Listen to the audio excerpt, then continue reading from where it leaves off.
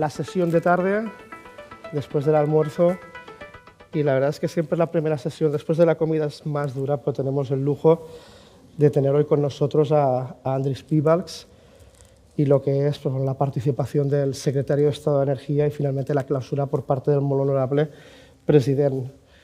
Y nada, empezamos sin más demora. Thank you, Andris, for being with us.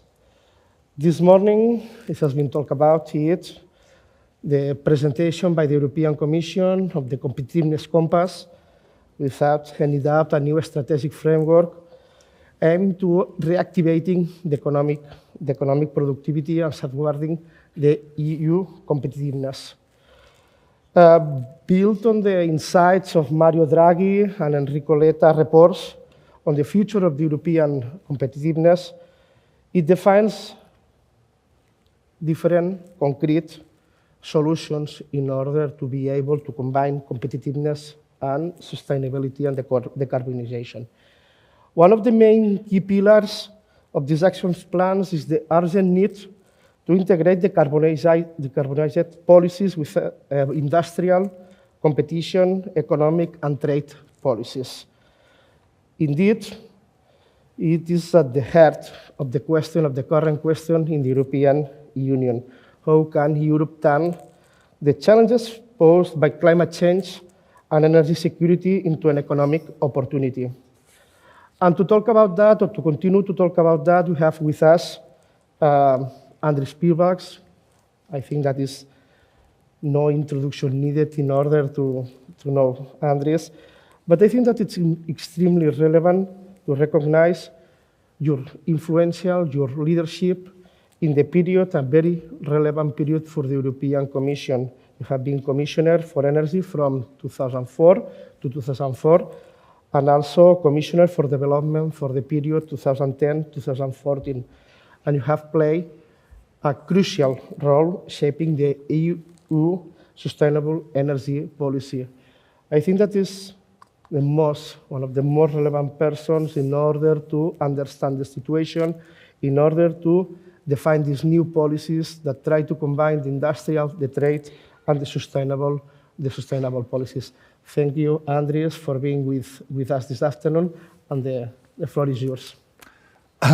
Well, first of all, thank you for inviting me. I really feel extremely honored. And I made my presentation for Europe's energy evolution, conquering challenges, gaining insights. Because I believe that we need to be sober and we should be just humble. You don't jump in energy. You need to understand that it is evolution from the place where you are, and you try really to advance. And here you meet challenges, true, but then you make also insights and translate these insights into lessons that you could apply and move forward to the objectives you have. So the drive is not as simple as sometimes at the beginning it looked like, so it will be easy. It's complicated, it's challenging, and you should be very wise to avoid all the rocks that are on your place. I will go through my presentation through a couple of things. First of all, it's greenhouse gas emissions. Because whatever we say, it's still energy sector is driven by climate change objectives. So it's very, very clear we have climate law in place, zero emission economy by 2050, and current legislative framework is there. It's very difficult in Europe to move back. Basically, you can go only forward, you could adjust, but you never go back. Even there is sometimes questions asked, is European Commission moving away from the objectives? No. Answer is very simple. It is not the case at all. So the question is where we are, how does it influence us, because this is the main driver of our energy policy. The second chapter, economic development competitiveness, this is now raised quite importantly, and it's very clearly connected with energy prices, rightly or wrongly. I could agree that there could be different approaches. For me, actually, innovation part is missing. So energy prices are important, But that's not the main thing that decides Europe's competitiveness and sometimes missed opportunities. But it is fair, really, to say where is the problem and how to deal with this. A bit on energy security. And then I believe on two main vectors we need to concentrate now in Europe. It's electrification, to try to achieve what you can achieve and fairly recognize what you can't do, that it's still molecules that need to be decarbonized, and then renewable energy. It's by far simpler if you have a zero or low emission grid to do a lot of transition. It's by far more complicated if you have a fossil grid and then you put on top of it different decarbonization strategies. It's too expensive and too complicated really to expect that it delivers fast changes. And I will conclude briefly with energy policy and outlook for 2025. That will not be a particularly stormy year in my opinion. Before starting, it is true that this is an exceptional year. I put 4 pictures, but there could be more. The first is, you see Russia's president with Prime Minister of Slovakia. In itself, you would say, what is the problem? The problem is that first you go to Moscow and then you go to Brussels to talk. So that, I think, is the main problem. There could be different views, but try to sort energy policy issues at home and then act together really with our external partners. Otherwise, you're never successful. Then the thing that perhaps is less heard in Mediterranean, the ship Eagle S, it is the one that cut the cable between Finland and Estonia. S-Link 1, it was cut.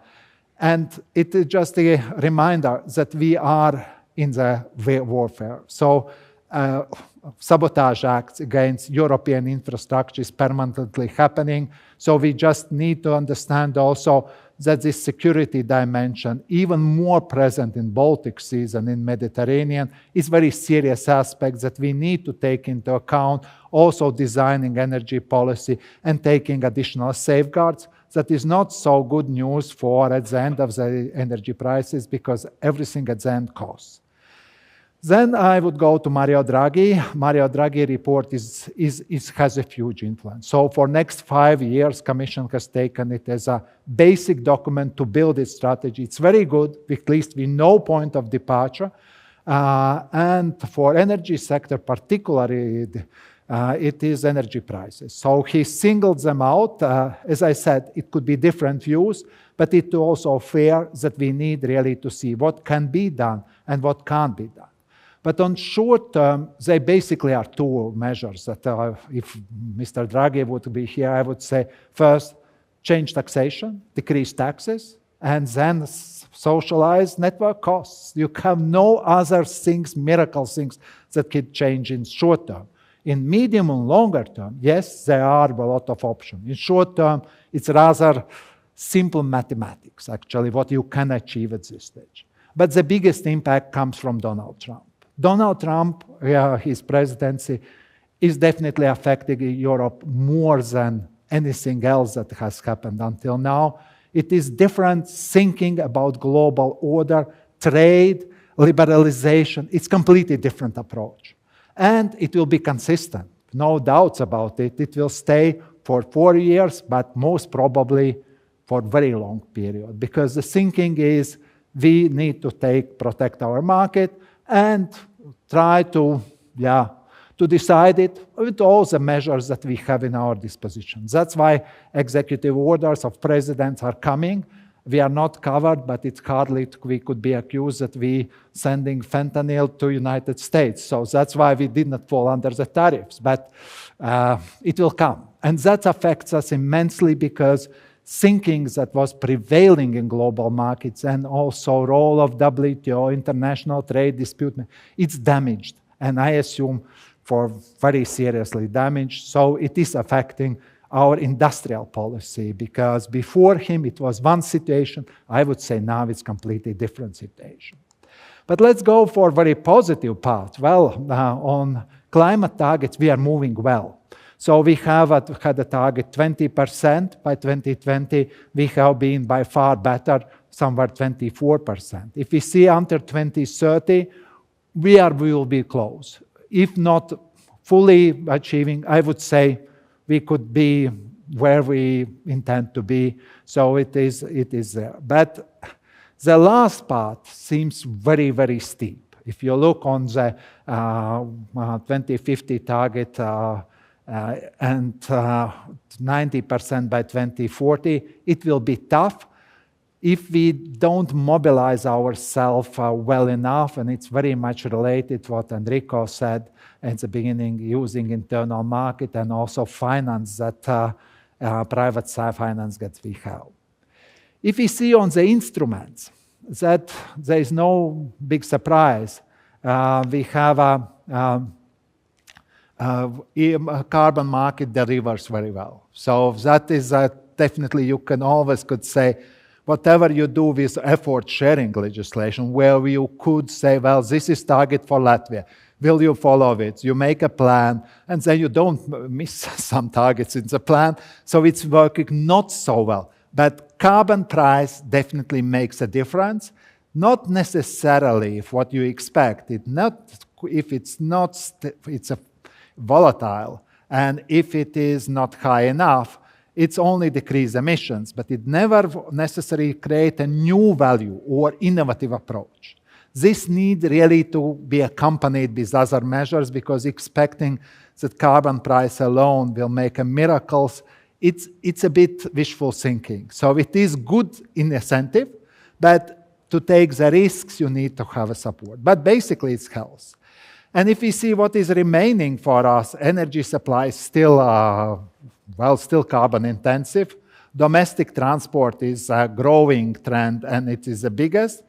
Then it's industry, so that's why also the decision have been to move free carbon allowances. Residential sector is not so big as we see, and international shipping and aviation is slightly being already addressed. So the biggest challenge is still related combination industry and energy supply, I would say. And transport, it depends how we are successful on the first two that I mentioned. Now about economic developments. I think the first thing that I would always remind, Europe is not so bad as people believe. That sometimes is a perception that Europe is going down. Also in Draghi reports this is taken. We are up par with China in current prices. Yes, we are behind US, but it's not that we are weak economically as Europe as a whole. If we take individual countries, there is a challenge. But the challenge comes on the growth forecasts. Slightly you already see. If we compare Eurozone with US, we are lower. If we compare, for example, with Japan, we are not so bad. We are doing reasonably well. But if we look for real GDP change in the perspective of before COVID crisis and today, things are looking not good. US has real prices GDP change for 11.5%, Eurozone 4.6%. We could clearly indicate where the culprit is. It is Germany with very low lows, but its economy is so important, it affects the whole EU, and the trend is not good. And we also know the German structure of German industry has been most seriously affected by war, but also by some decisions that have not been taken. So in a way, the trend is not good, and it's clear that Draghi is fully right. It should be addressed. He indicates the ways, and the Commission says it will do. Now on energy prices. The main culprit for our problems have been announced, gas wholesale prices. And if you see that dynamic, and there are average price and also volatility, for a very long period on gas prices we have been quite stable and there have been no volatility. War and preparations for the war, because the real thing started when Germans gave the storages of gas to Russians and they started not to fill out. So market reacted, and then it exploded during the beginning of the war. We are back from that, but volatility still is high. And it is on the levels, as if it could be called stabilization, that is three times higher than it was. So the economic model built on the cheap gas price is rather unsustainable. Transition and war in Ukraine affected electricity they had prices. They have been spikes, but if you see the gray area, it is volatility. Because of volatile gas prices, because of more renewables, volatility increased. And that needs to be dealt with flexibility reserves, with mechanisms that really makes this volatility bigger, lower, because if it stays, it's extremely difficult to make a business case, because if you have volatility, you need to find the ways how to hedge against it.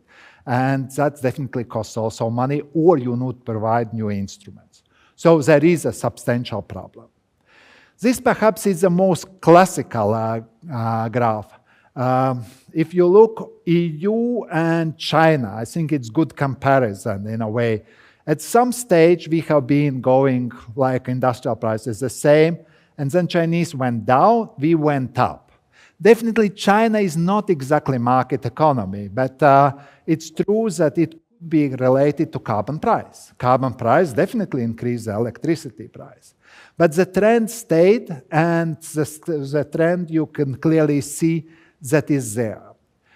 You could argue that we get money from carbon allowances, but then you redistribute it differently. So it is affecting the product. And we really need to answer the whole thing. If you have very high carbon prices, you will have higher electricity prices. It's quite obvious. So how you compensate and find support for industry depending, it is a different matter. It's not only because the price is high, but there is also structural element. So the logical answers would be make taxation very low to zero carbon energy, because that would help you a lot. But if you keep one and another, you have only money to redistribute. And redistribution is very difficult in politics. I have been Minister of Finance. If you get money, everybody wants it. So that's a problem with redistribution. Better leave, don't tax, don't collect, because then it works better.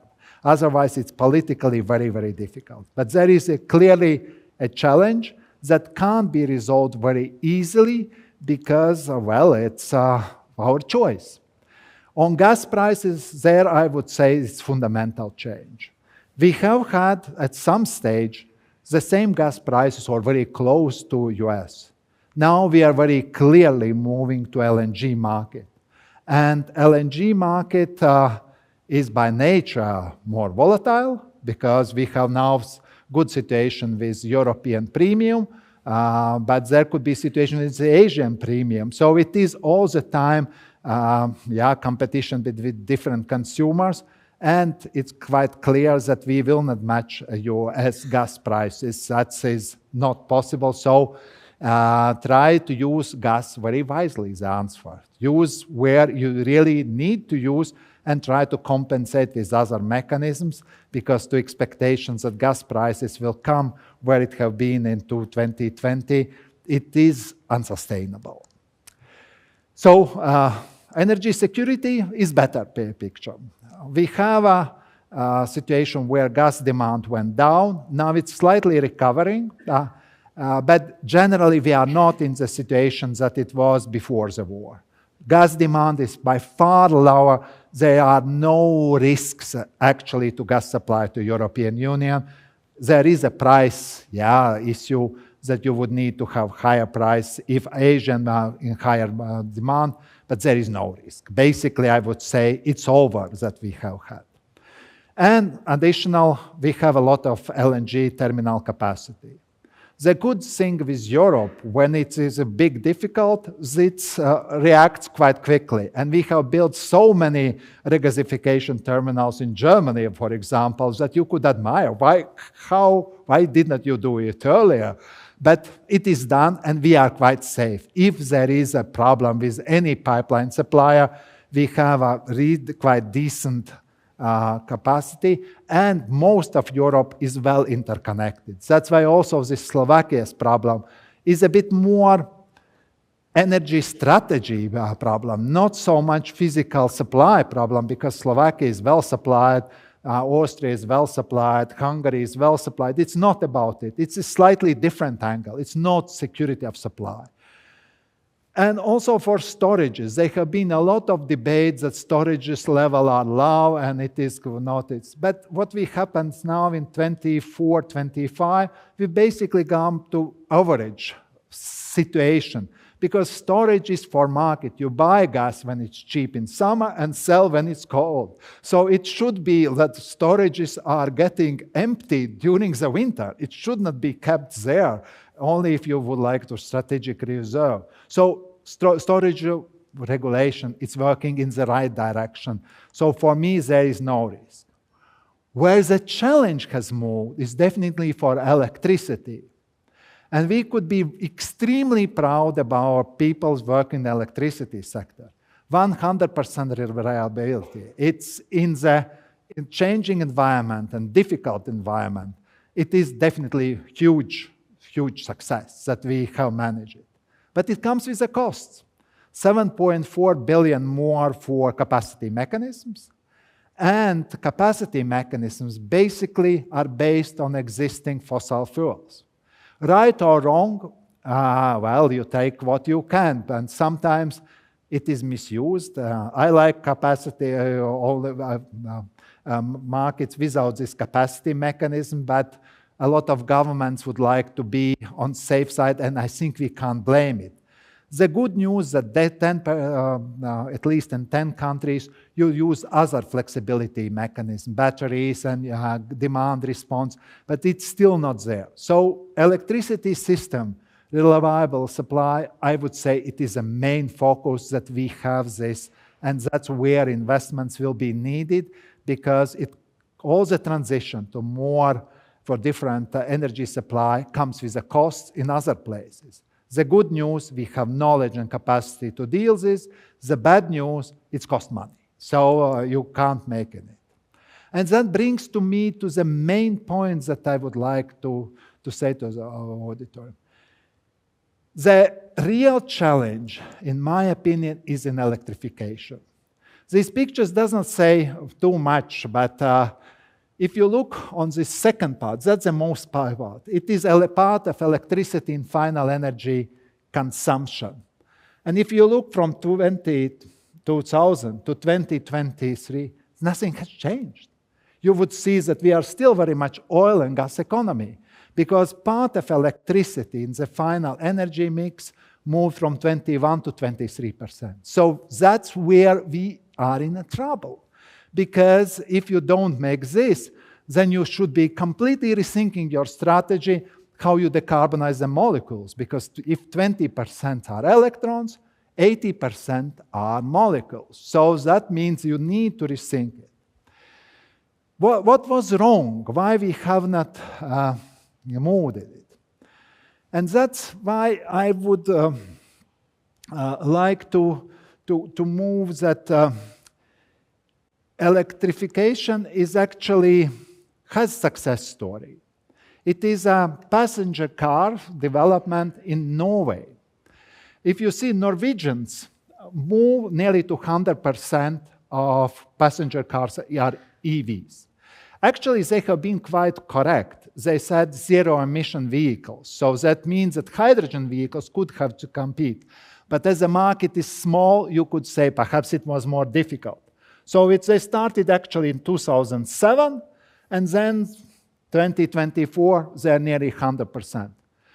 It took us 17 years to do this. So that, I think, is you need a time factor. Then, even if it happens, you need to see that the green line goes only to 28%. So to change the whole passenger car fleet takes another time. So to get real electrification, you need time.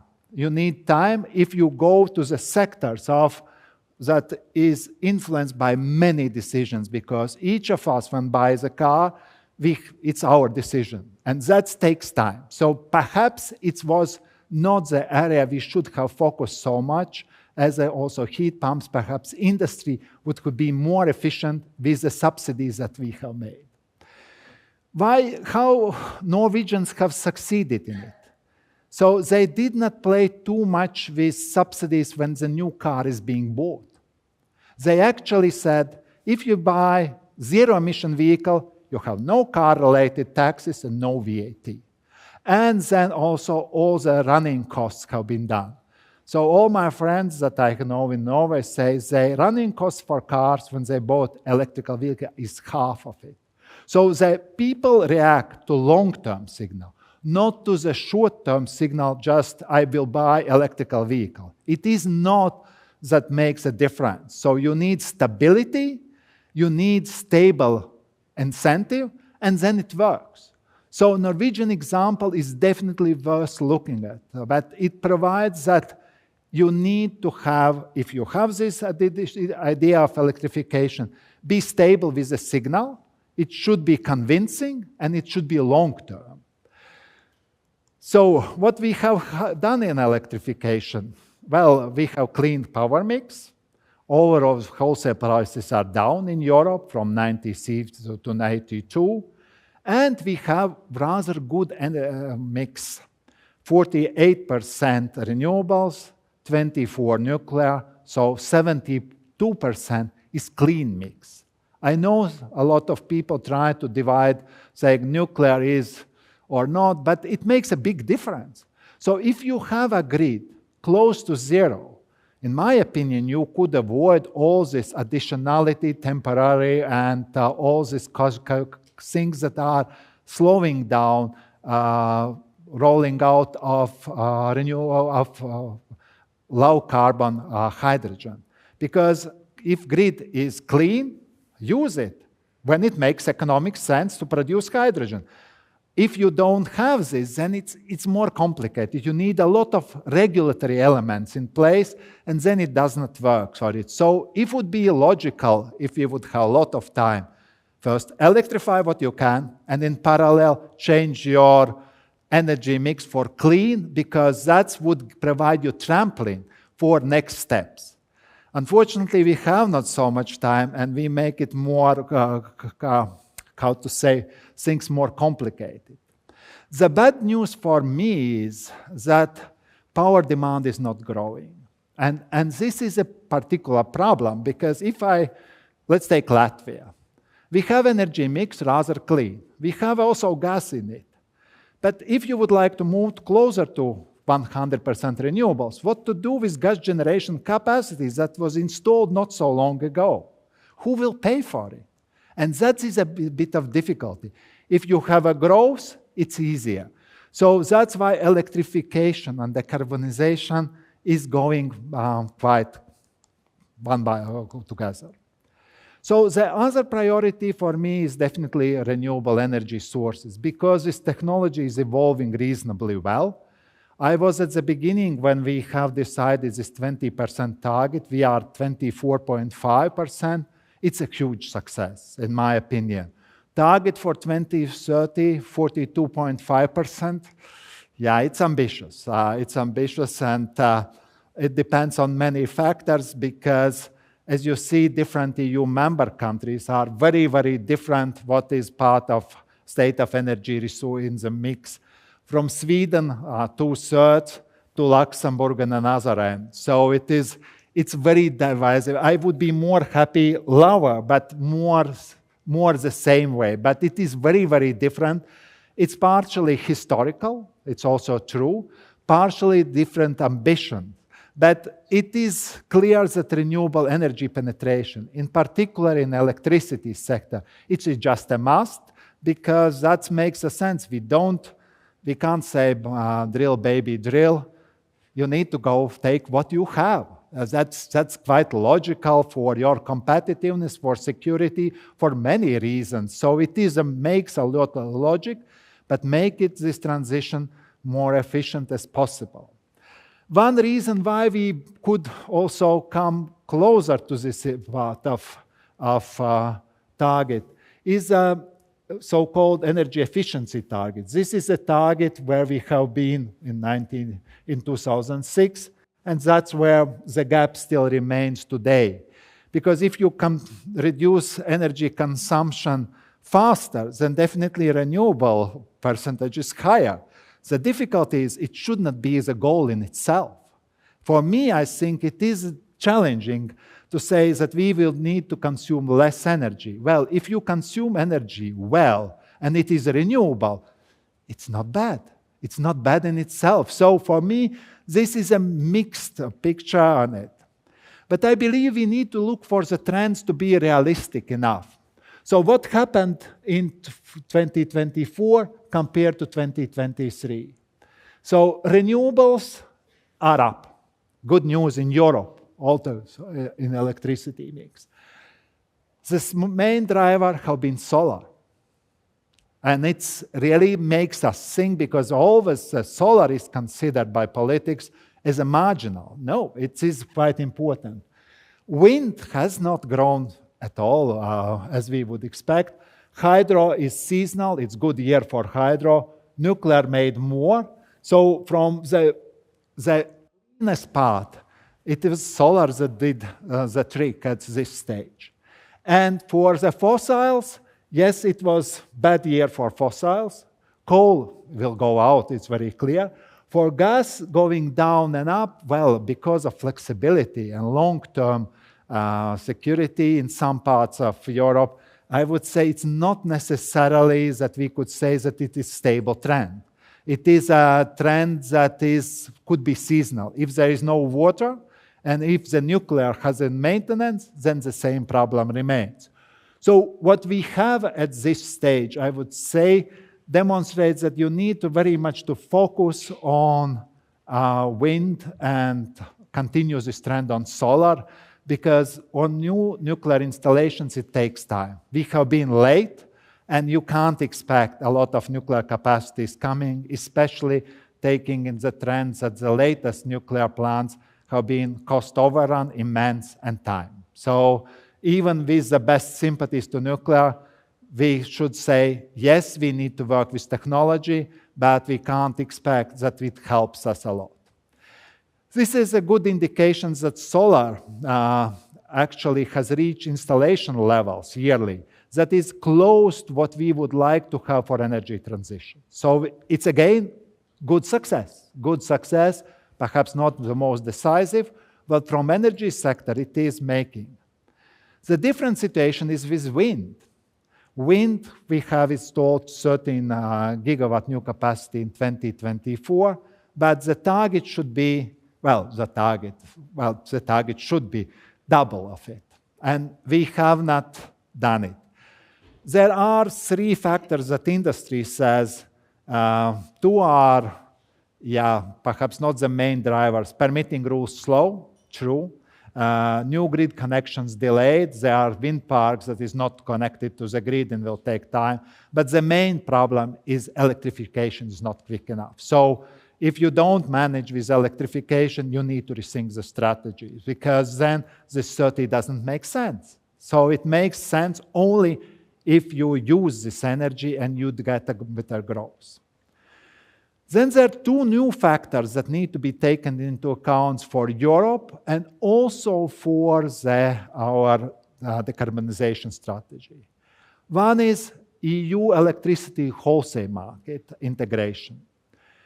The logic of Europe was that they have been different isolated parts of electricity and that been connected in the one market. But it's still not one market, because actually, if it is Europe-wide market, electricity should flow from the places of lower price to the places of higher price. This sometimes happens with a lot of political repercussions, about Norway's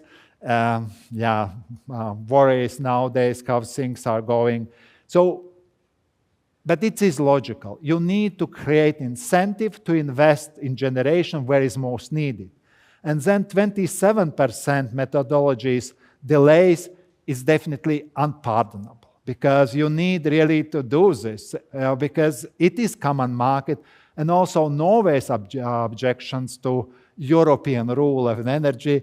You are part of internal market, guys. You can't do this. You can complain, but the logic is that you also make money out of it. When the electricity comes to the continent, you make a lot of money. Just tell your people that you have this money and redistribute it better. So I think part of it, the market is not well connected.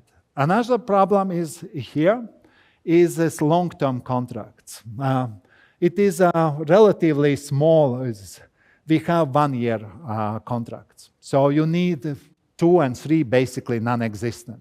So energy market reform tries very hard to make longer-term power purchase agreements, because only then you could expect that prices perhaps are not as low as industry would like to have, but at least it is having the situation where I know what I have, and then I build my business case. If it is not sorted, then what is the point to talk tomorrow? Today is low price, tomorrow is high. It's normal market reaction. Long-term contracts need to be very hardly protected, implemented, even with some mistakes at the beginning, because if you don't do, then it is. And then there is a difficulty with the fluctuation of prices. So it is good that you have prices before €5 megawatt hours. That could happen. But you look from 2019, it grew this number from 5 times. So that is a problem, because it doesn't give enough investment decision. So you need to stabilize this. And then you have flexibility. 10% our generation was not responsive, and it is a structural change. We move more to renewables. Flexibility needs to be encouraged. It should also make money out of it. Otherwise, it's too expensive as a system. The long story is saying 2 things about this. First of all, market integration is going too slow. That is the first thing. And second, transition in electricity, with all the benefits, need to be accompanied that you don't run in other problems. You sort one, but you get next one. And that's where we need to deal with this. Another long-term issue is related to electricity infrastructure development. The real challenges are here. So we don't build enough cross-border capacity. We have 34 gigawatts for this, and here it's 66 needed. So cross-border capacity need to be addressed because there is a gap. Another gap comes when you look about the grid costs. Grid costs are growing up. And only way to deal with this is that you need to plan well. So there is no magical solution. So if you invest in the grid, it's when you really need it. And that's why 3 TSOs that have been today, you need to plan together. That is the first precondition. And second, you really need to know what others are doing. And strange things that Acer that makes these figures, they know only about the interconnectors between the countries. So basically, they follow 10 to 15% from the capacities that are built in networks. So basically, nobody follows it. So we don't know. And that means that we overshoot most probably, or undershoot. I don't know. But the fact is that we don't control this situation, and we need to learn to control this situation, because it is at the end the consumers will pay and competitiveness will suffer. I didn't talk too much about hydrogen, but hydrogen at this stage is less of an issue because it is a subject to electrification and also to low carbon mix. Because it is true that in 2023, from all the projects globally, only 7% have been implemented. That should have started here. So from 107%. Then if you look from the ambition, well, industry is always looking on new things. So if all the global projects could be implemented, then we will be better to 1.5 degrees. We would be overshooting 1.5. So it would be 1.3 degrees trajectory. And definitely, if all money would be implemented, then it would be 1.3 trillion more. So what I am trying to say here, hydrogen is on the right track, and it will come, but it's not that this is a magical figure. We have a couple of things that we need to deal with this. Hydrogen you can't move away because the carbonized molecules.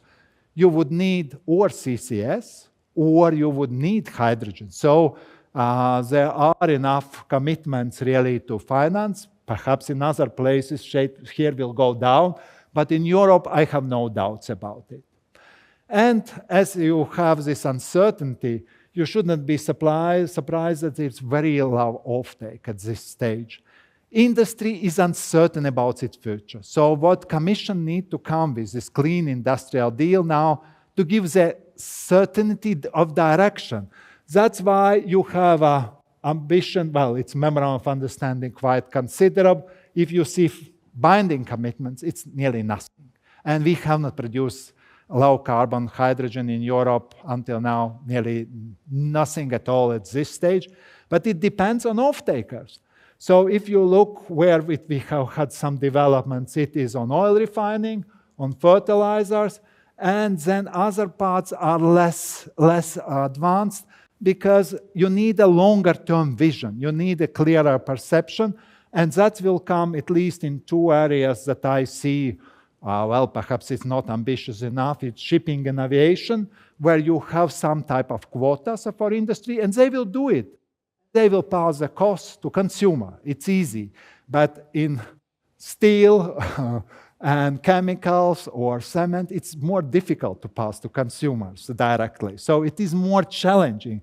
And that leads that strategy should be sector by sector, because in one sector, hydrogen could work brilliantly. Just make quotas and it will work. In other, be careful, because industrial structure is more complicated and it will not work like simple like this. So what do we need to look? I know that I'm over. So basically, I would say it's 4 points. One, do with electrification and understand what you can electrify. Yes, there are high ambition, but perhaps there are structural problems and the expectation that at the end of the day, we could electrify 50 or 60% of our energy needs are over-ambitious. And if it is the case, you need to adjust the strategy. Second, continue to work for low-carbon electricity mix, and that means wind, solar, nuclear battery. You try really to decarbonize the mix as fast as possible, even if it costs. Then you are very good related to other transitions, because you use clean power, you don't need to think, well, how much carbon it emits. No, it's nearly zero, so it's not a problem. And start to work with hard-to-abate sectors. CCUS, hydrogen, biofuels, be more consistent, but perhaps the ambition could be level. But the main issues that we need to deliver it is clarity, predictability, and confidence. So if you have this, then even if sometimes you miss one target here and others there, it's not a problem in itself. You really need to provide this clarity and stability that the Norwegians did for passenger cars.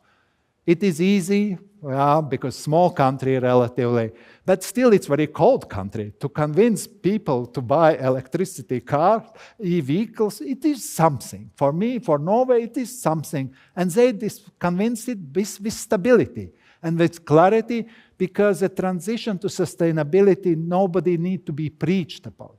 It is about pathways and ways and being reasonable and benefit from your strengths and don't create new weaknesses. So I think that's how it is, and I am quite confident that, well, Europe usually learns through mistakes, and but it's not so bad in itself, and we will manage really to move to the sustainability with winning, because the reason is very clear. I believe Europe, first of all, relies on people, so on markets, and it is very rather honest towards what it achieves and what it does not achieve, because it's a freedom of press, of media, so you get back the feedbacks even in painful ways, but that allows you to be learning and achieving better. So with this, thank you very much for this opportunity.